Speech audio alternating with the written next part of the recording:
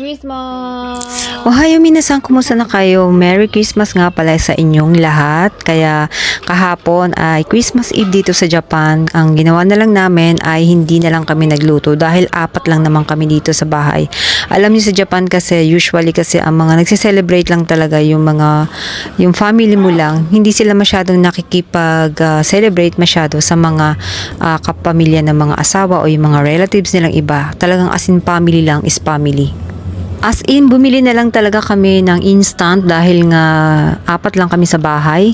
Naisip na lang namin na bumili kami sa Inageya at sa Conan. So, ayan ang binili namin at ito ay pinagsaluhan na lang namin dito sa loob ng bahay dahil yun lang, ayaw namin lumabas kasi super lamig ngayon sa labas. Kaya ito na lang, instant food talaga, no? May pizza, may sushi, merong chicken. Usually, yun na lang talaga ang kinakain nila dito.